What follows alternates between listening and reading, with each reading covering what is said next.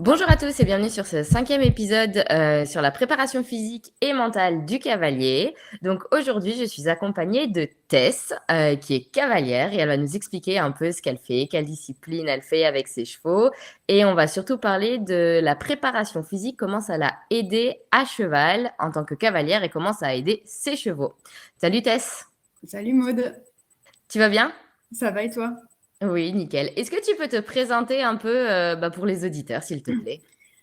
Bonjour à tous. Donc moi, je m'appelle Tess, je suis cavalière depuis plus de 20 ans, cavalière de dressage. J'ai 4 chevaux à moi, que des chevaux de dressage, enfin, nés pour faire du dressage ou orientés par leur histoire de vie.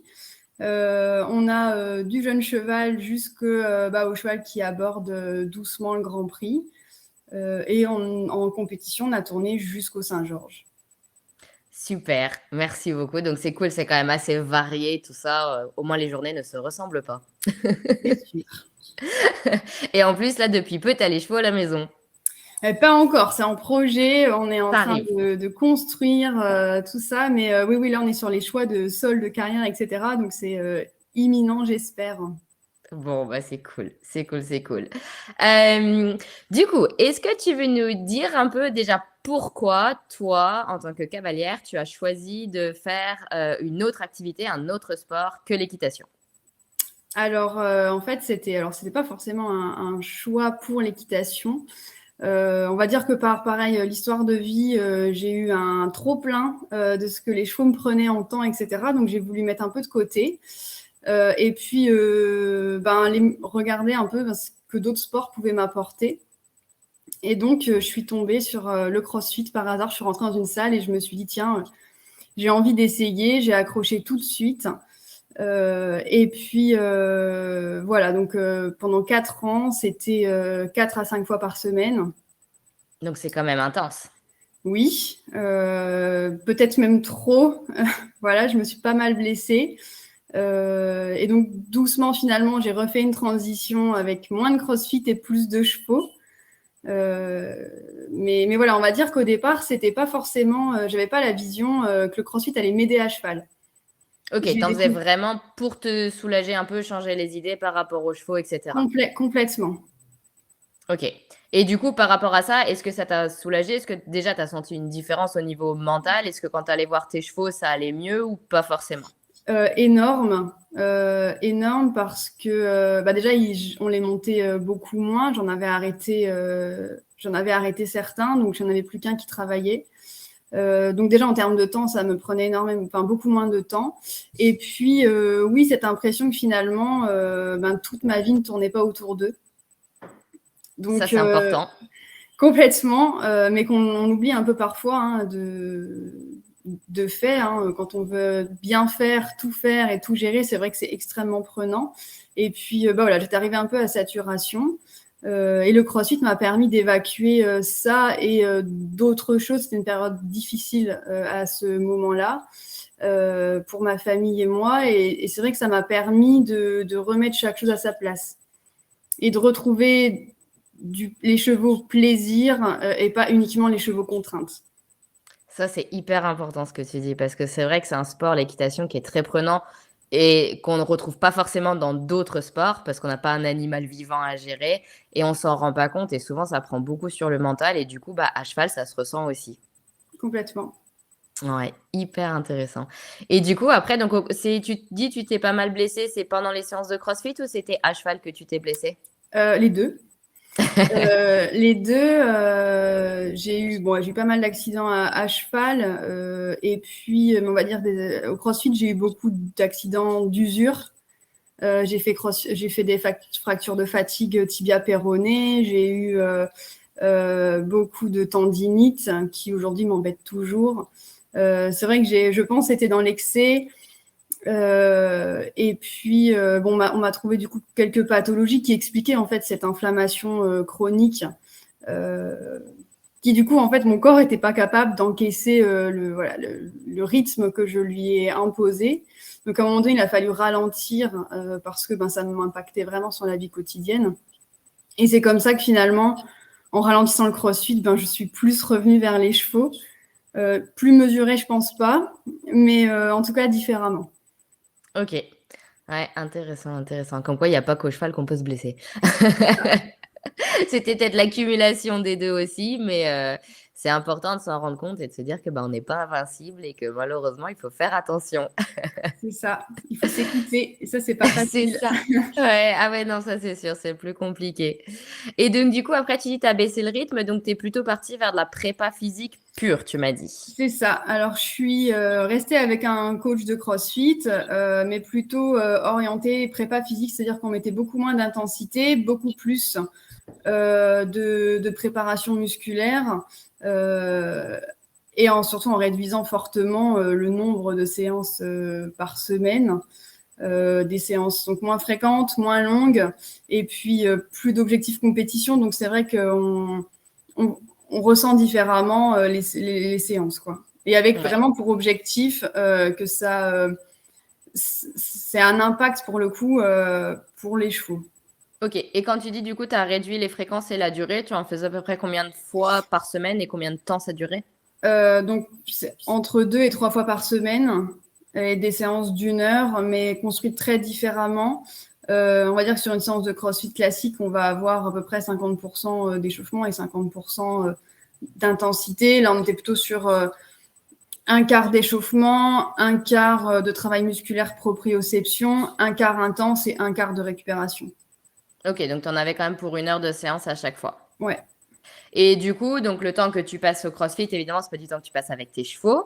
oui. Donc, est-ce que tu avais baissé leur rythme de travail? Est-ce que tu les travaillais moins de fois par semaine ou comment tu arrivais à t'organiser? Alors, on a des chevaux qui travaillent montés entre 3 et 4 fois par semaine.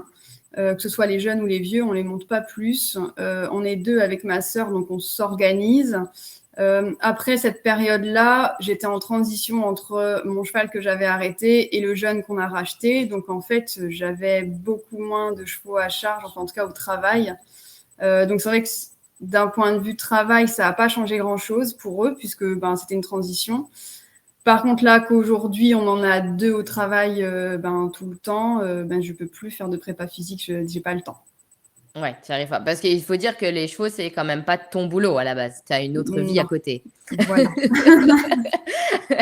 Et c'est dur de tout goupiller. Et donc là, par contre, les chevaux, ils sont quand même au travail. Ils restent au travail 3 à 4 fois par semaine. c'est ça. Et alors, bon, je sais qu'on est censé parler prépa physique du cavalier, mais on va faire une petite aparté. Est-ce que toi, tu trouves pour ton cheval qui, par exemple, est en train de préparer le Grand Prix 3 à 4 fois par semaine, ça suffit largement pour obtenir les résultats que tu veux? Complètement. Voilà, et ça, c'est hyper important parce qu'on a tendance à vouloir les travailler trop, 5, 6 fois par semaine. Alors après, évidemment, il faut s'adapter au mode de vie du cheval. S'il est enfermé au box, c'est pas pareil.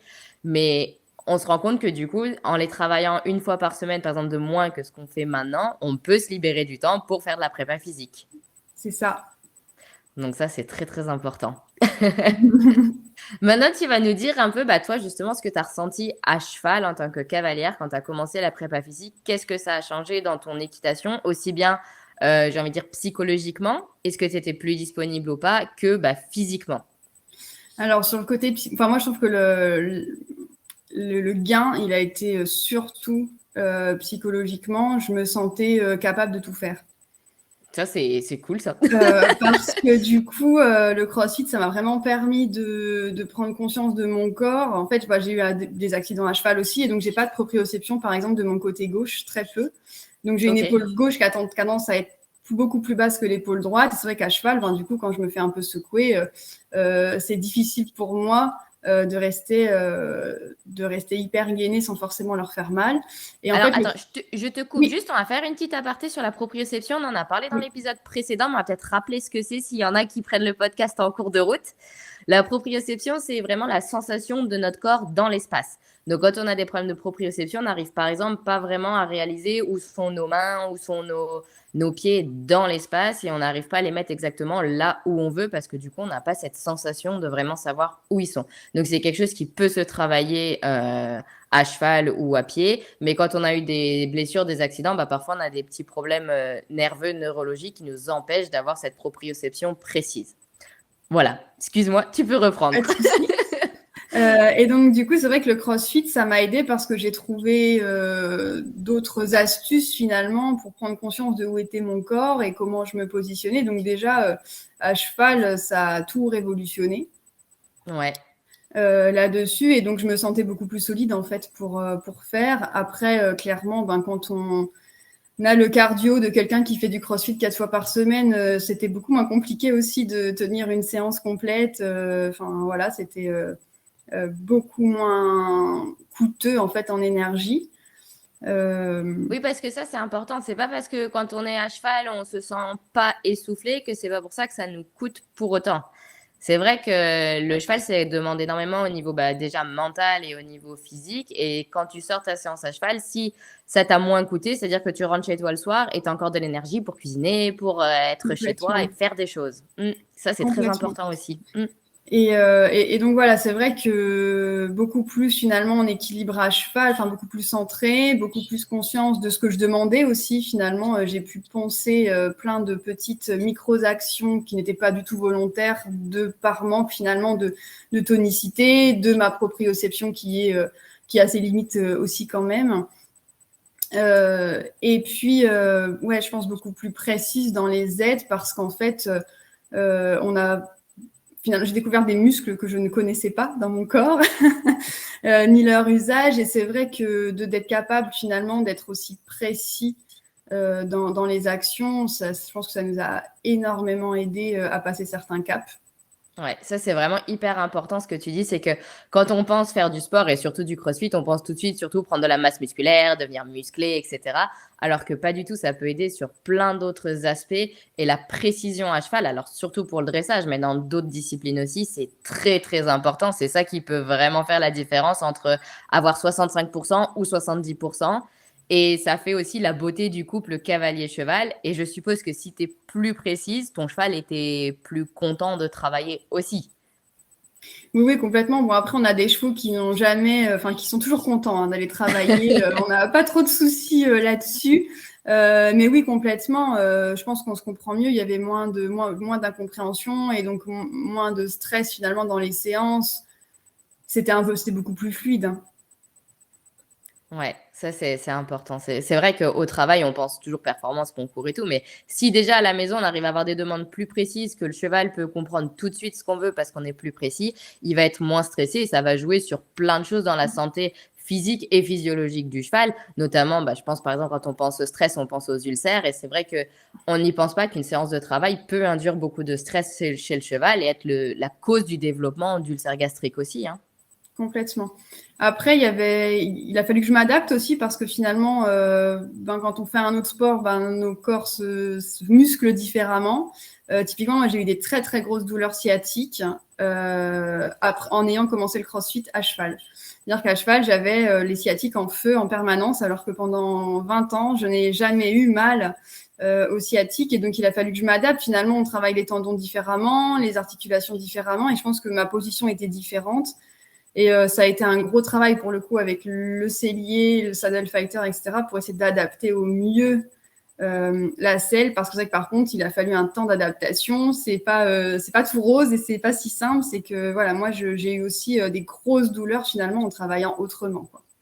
Ouais, ça c'est vrai que c'est aussi très important de le noter, c'est que du coup ton corps prend une position différente, donc il faut adapter tout le matériel qui va avec. Si tu C'est ça. renforces par exemple tes muscles posturaux, tu vas plus t'asseoir pareil dans la selle, donc il faut adapter la selle et ça peut aussi jouer sur l'embouchure de ton cheval par exemple. Parce que du coup, tu vas être plus précise ou tu vas réussir à avoir une main plus légère ou au contraire, tu vas te positionner tes mains un peu plus hautes, un peu plus basses qu'avant. Et c'est vrai que du coup, il va peut-être falloir modifier aussi l'embouchure du cheval, etc. Donc, c'est vrai que ça peut changer plein de choses et qu'il faut prendre conscience de tout ça quand on se met au sport. Mais en même temps, si ça apporte énormément à côté au niveau de ton lien avec ton cheval et de tes performances, c'est quand même hyper utile et important. Oui, oui, complètement. Mais on va dire, voilà, c'est une période de transition qu'il faut pas négliger, quoi. C'est pas, tiens, je vais me mettre au sport, ça va tout changer, ça va être facile et ça va être super. Ouais. Voilà, ou quand on fait une bonne séance de CrossFit, qu'on peut même plus descendre les escaliers le lendemain et que pourtant, il faut se mettre à cheval. C'est pas simple. Donc voilà, il y a quand même une phase de transition, tant oui sur l'équipement, le matériel, mais aussi sur finalement ce que l'adaptation de notre corps à ces différents exercices, parce que finalement, l'équitation, c'est quand même, on est dans des postures très spécifiques où on n'a pas ce parallèle-là dans d'autres sports. Et je pense que du coup, nos corps sont formatés comme ça, quand ça fait longtemps qu'on monte à cheval et qu'on fait que ça. Voilà, le fait de faire autre chose autrement, ça demande un temps d'adaptation après. Pour que ce soit le plus efficient possible, voilà, il y a une phase qui est assez compliquée. Ouais, ça c'est sûr. Donc si on veut se mettre au sport, le mieux c'est de ne pas commencer genre un mois avant la saison de concours parce que ça risque de chambouler pas mal de choses. Exactement. Donc, mais là, ça tombe bien, c'est la trêve hivernale, ça peut être le moment de s'y mettre. Complètement. Bon, ça c'est un point qu'il ne faut pas oublier, qu'il ne faut pas négliger. Ça, c'est sûr que quand ça fait des années qu'on ne pratique que l'équitation comme sport. Alors après, toi, évidemment, tu as fait du crossfit, mais il y a des sports un peu plus doux, comme le yoga, ou voilà, faire des séances un peu de gym, etc. Ça peut peut-être permettre de passer le cap plus doucement. Mais c'est vrai que le crossfit, c'est un sport qui est quand même hyper complet. Est-ce que tu peux nous donner des types d'exercices que tu faisais, par exemple, dans ta prépa physique de crossfit? Alors, beaucoup de choses de base de CrossFit, hein, des squats, hein, par dizaines, par centaines, évidemment. Beaucoup d'ergo, hein, enfin, ce qu'on appelle les ergos, donc beaucoup de vélo, elliptique, de ski erg, ouais, du squat énormément, de la course à pied. Enfin voilà, finalement, à peu près tout le spectre du CrossFit, sauf que comme j'avais eu mes fractures de fatigue, on mettait beaucoup moins de charge quand il y avait quand on travaillait l'haltérophilie, etc. J'avais très peu de charge sur les barres, mais plutôt sur la répétition. Après, il y avait toute une partie pour la proprioception, par exemple, le travail sur les gros ballons de gym où il fallait que je m'assieds d'abord sans rien tenir, puis debout. Enfin voilà, il y a eu énormément de travail de proprioception. J'avais un coach qui excellait pour trouver les nouveaux exercices, fouiner sur Internet et qui me disait tiens, regarde, j'ai trouvé ça. Donc, énormément finalement d'équilibre en dehors de ces exercices plus crossfit, hein, donc haltérophilie, cardio, etc. Il y avait vraiment à chaque séance au moins un quart d'heure consacré à de l'équilibre, ouais, sur un ballon, sur une planche pas stable, sur un pied les yeux fermés, enfin voilà, beaucoup de proprioception, monter des escaliers les yeux fermés, 2 marches par 2 marches. C'est Voilà. dangereux ça quand même. Le faites pas chez vous à la maison, hein. Non, non, faut avoir confiance au coach qui est à côté de toi. Mais en fait, finalement, tous les exercices qui permettent de savoir où est notre corps sans le regard, finalement.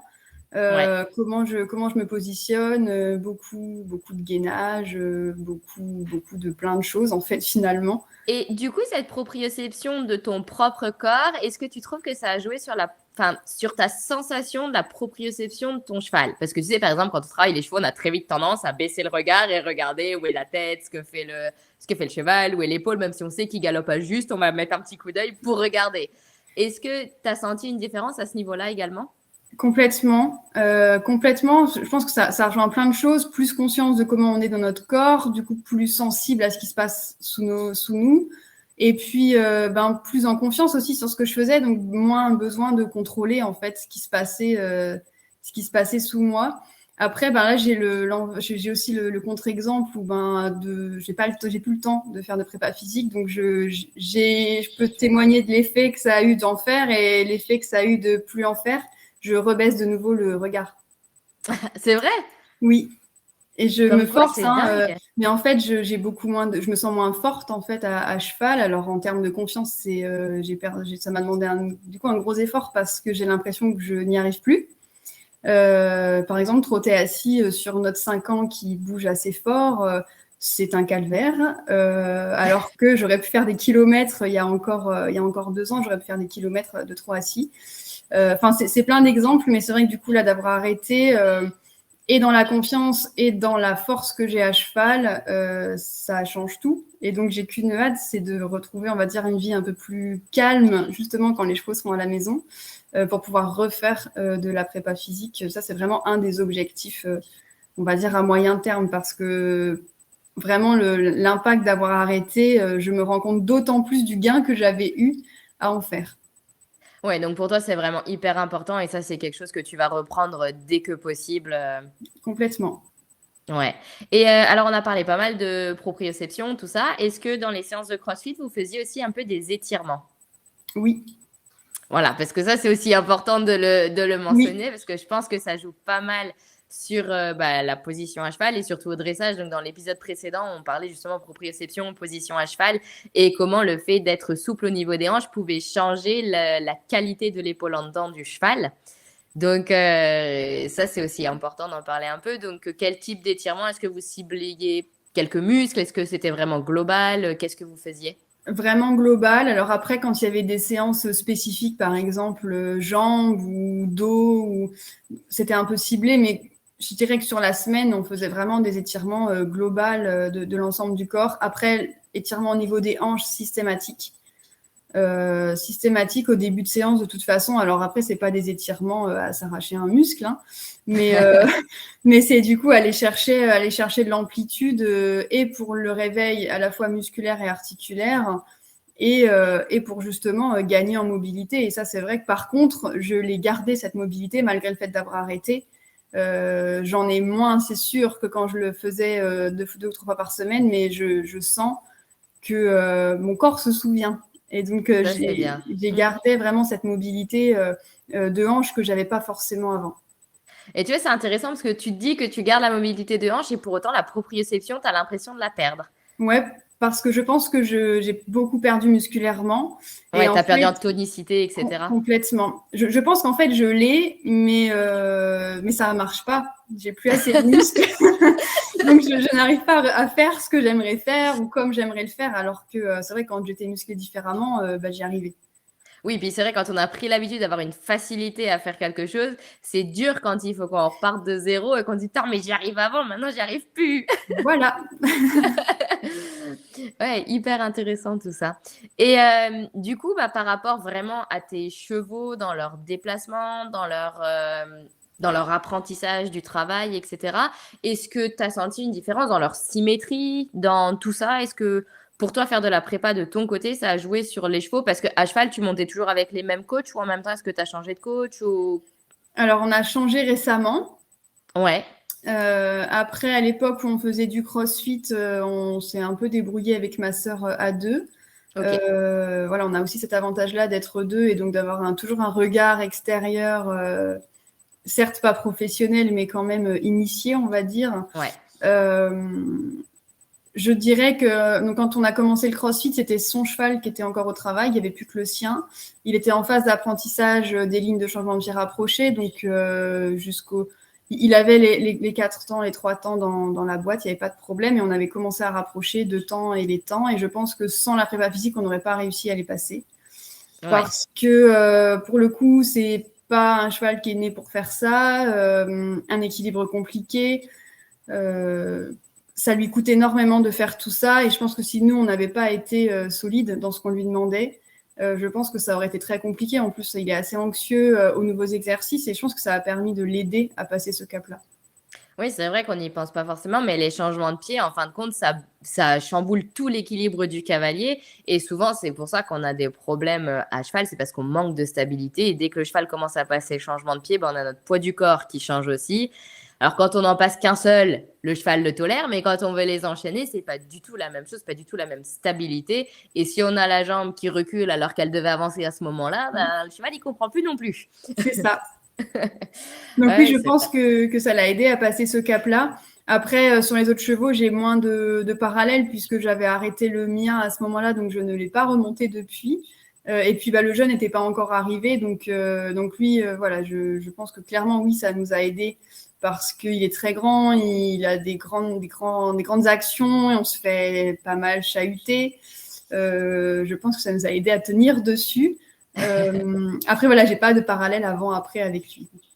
Donc maintenant, il va falloir se remettre à la prépa physique et voir ce que ça t'apporte à nouveau. C'est ça. On peut refaire la même chose dans un an et je te dirai. Eh ben écoute, dans un an pour un nouveau podcast, hein. Avec plaisir. On le note. Non, mais super, c'est franchement hyper intéressant tout ça. Et là, donc du coup, tu fais plus du tout de CrossFit ou de prépa physique avec un coach, mais est-ce qu'à la maison, tu as quand même gardé quelques étirements, quelques exercices ou non? J'ai essayé. Et puis clairement, les journées faisant 24 heures pour tout le monde, non. Non, là, j'ai C'est compliqué. Hein. complètement arrêté. Hein. C'est vrai que du coup, entre la vie professionnelle, les chevaux et les travaux, en ce moment, c'est du 7h, 23h tous les jours. Donc, quand je rentre à la maison, j'y pense. Mais t'as envie de dormir. Mais je ne le fais pas. Parce que rappelons-le, le sommeil est quand même très important aussi. Complètement. Bon, bah super. Écoute, moi, je crois que j'ai fait le tour un peu de toutes mes questions. Est-ce que tu as quelque chose que tu voudrais rajouter ou pas? Non, je pense qu'on a pas mal fait le tour. Après, je pense que le plus important, enfin, le plus difficile, c'est de se lancer hein, quand on veut changer finalement de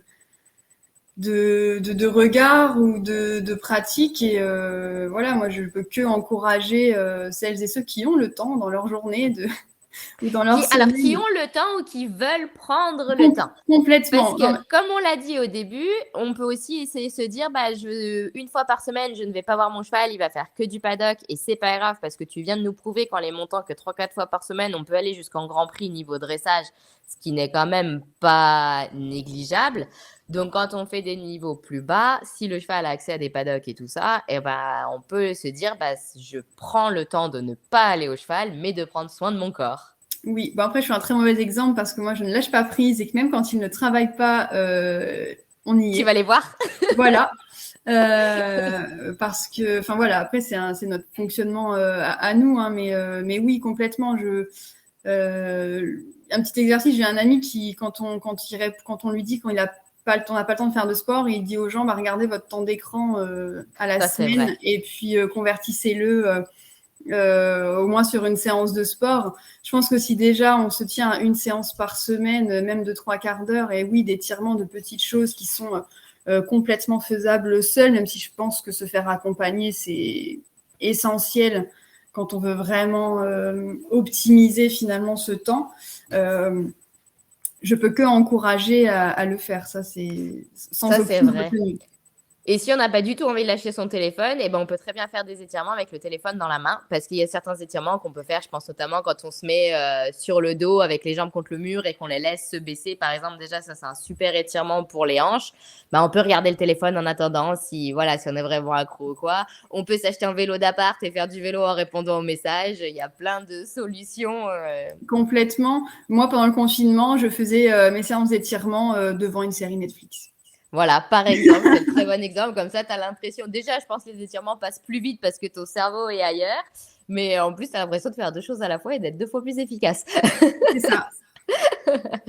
Donc voilà, donc soit vous pouvez aller voir vos chevaux un petit peu moins parce que ça leur fera du bien aussi. En soi, les chevaux, ils n'ont pas besoin de travailler. Hein. Ça, moi, j'en parle assez souvent. On sait que les travailler un petit peu moins, ça baisse le rythme, la fréquence d'ulcère gastrique. Ça baisse aussi le risque de tendinite du cheval. Donc, c'est très, très important aussi de ne pas rester dans cette habitude il faut que le cheval travaille 6 fois par semaine. Et même si votre cheval a tendance à être un peu trop énergique et trop actif, il vaut mieux revoir son alimentation, son mode de vie, plutôt que continuer de le travailler tous les jours. Et ça, il y a pas mal d'articles sur le blog qui en parlent. On en a parlé dans les podcasts précédents aussi. C'est vraiment une remise en question et on s'en rend compte de plus en plus avec les recherches récentes que non, les chevaux n'ont pas besoin de travailler 6 à 7 fois par semaine. Et surtout, c'est vrai que les jeunes chevaux, ça peut vraiment les fatiguer, leur laisser un peu d'espace et de temps pour réfléchir à ce qu'ils ont appris la veille, etc. Ça peut que les aider. Oui, je ne peux que aller dans ton sens. Hein. On a fait partie de ceux qui montaient les chevaux tous les jours, hein, comme beaucoup font, parce que c'était la pratique, parce que des chevaux très chauds, parce que plein de raisons.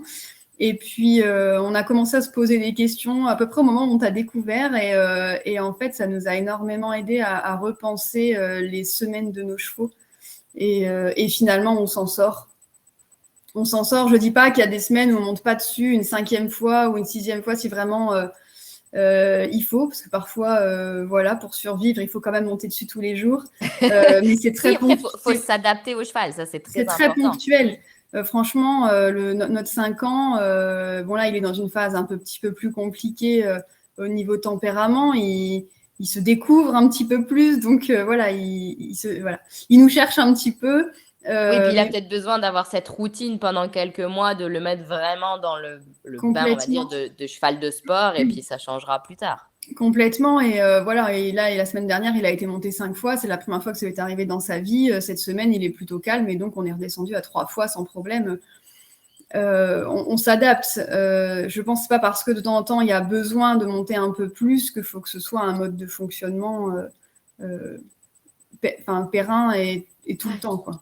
Ouais, ça c'est très, très important ce que tu dis et c'est vrai qu'en général, on se dit: «Bah, 5 fois par semaine, je vais voir mon cheval, je vais le monter», alors qu'en fait, oui, c'est vrai, il y a des semaines où peut-être qu'ils ont besoin et des semaines où ils ont pas besoin et c'est là où c'est hyper important, bah, de connaître nos chevaux et de passer aussi du temps avec eux hors équitation, mais vraiment les observer au paddock, au box et voir dans quel état d'esprit ils sont et voir s'ils ont besoin ou si ils sont capables de travailler le jour même, par exemple. Complètement. Et puis même celui, notre plus âgé qui lui aborde le Grand Prix, il y a des jours, on arrive en se disant il va travailler, et puis quand on les connaît bien, on se dit que finalement aujourd'hui il va pas travailler parce que bon, il a des petits soucis de santé. Mais je pense qu'il faut s'écouter, il faut les écouter eux, et il faut pas se dire je dois le monter parce que c'est comme ça qu'il faut faire, quoi.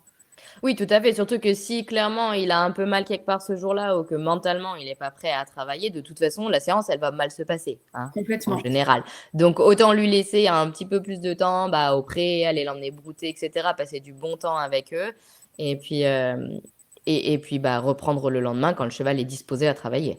Complètement. Bon, bah, super. Moi, je trouve que c'est une belle note de fin, ça. Donc, essayez de vous mettre au sport, un peu de prépa physique, essayez de travailler un petit peu moins vos chevaux, ça peut leur faire du bien aussi et les chevaux très agités, ça peut permettre de les poser parce que parfois en les travaillant, bah, on entretient cette adrénaline constante et du coup, bah, on empire le problème alors qu'on pense l'améliorer. Adaptez-vous à vos chevaux et puis, bah, essayez de faire quelques étirements tous les jours. Quelle bonne conclusion.